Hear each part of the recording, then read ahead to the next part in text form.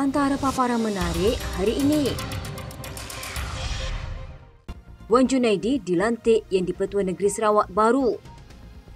Muhyiddin ikut nasihat isteri, lemahkan moral bersatu. Hamzah sepatutnya Presiden baru bersatu.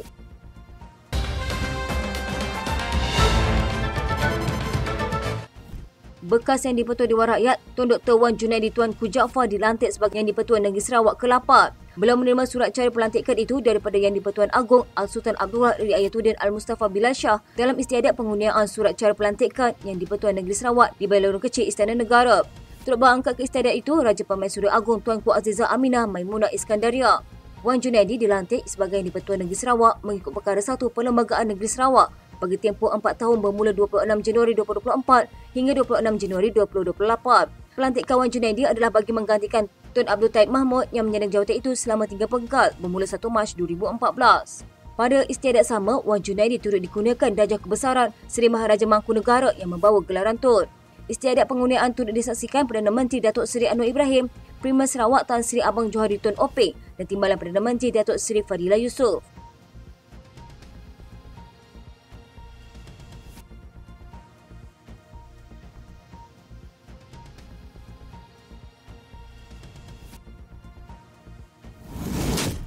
Tindakan Presiden Bersatu Tan Sri Muhyiddin Yassin membuat pusing ayu semasa Perhimpunan Agung Pertahunan Bersatu baru-baru ini didakwa melemahkan moral ahli yang mahu melihat parti itu melaksanakan perubahan. Syed Abu Hussein Hafiz Syed Abdul Faisal berkata, lebih mengecewakan apabila Presiden parti itu sendiri memaklumkan keputusan tersebut dibuat hasil nasihat daripada isterinya. Katanya, U-turn sebab apa? Ini keputusan besar. Hala 7 parti nak bawa ahli-ahli parlimen membina masa depan negara. Tetapi seorang presiden boleh membuat U-turn dengan mudah. Antara lain, Syed Abu Hussein menekankan bagaimana Muhyiddin menyebut bahawa kuasa paling besar ialah nasihat seorang isteri. Pun begitu, Syed Abu Hussein berkata dia tidak menyalahkan isteri Muhyiddin.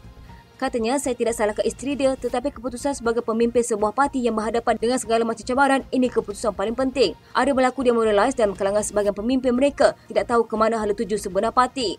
Untuk rekod pada 25 November tahun lalu, semasa Bersatu mengadakan Perhimpunan Agung tahunannya, Muhyiddin mengumumkan untuk tidak mempertahankan jawatan Presiden. Bagaimanapun, ahli Parlimen Pagut itu kemudian menukar fikirannya sehari kemudian. Semasa mengumumkan pendirian untuk terus mempertahankan jawatan Presiden, Muhyiddin berkata, sebenarnya kuasa yang paling besar yang saya nak sebutkan di sini bukan Perhimpunan Agung tahunan. Kuasa besar keputusan dibuat tidak lain adalah isteri saya. Isteri saya hadir di Perhimpunan Bersatu sejak beberapa hari lalu dan dia duduk hampir akhir. Hari ini bersama, dia ada mesej saya. Apa isteri saya kata? Kekal 1 penggal lagi. Mereka perlukan awak. Mereka ikhlas.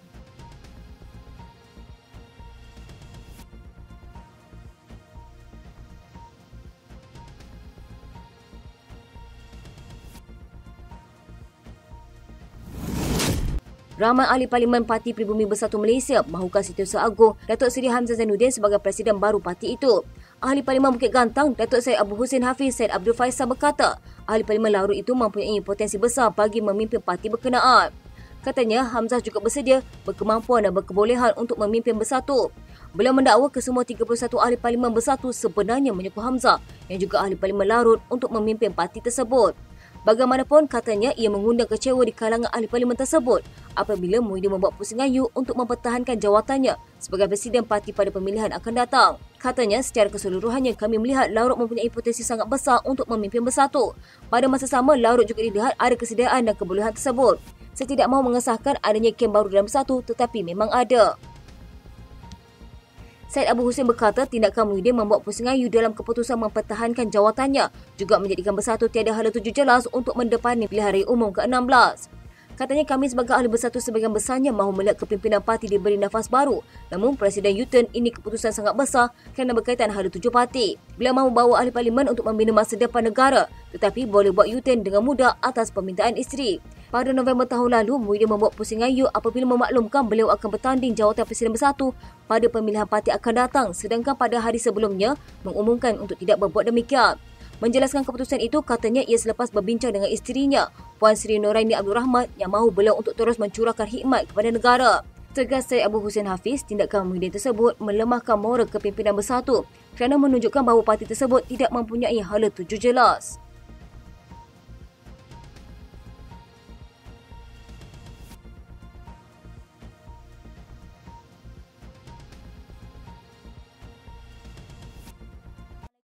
Sekian berita hangat di TV pada hari ini. Jangan lupa untuk follow Facebook Malaysia Deadline dan YouTube Deadline TV.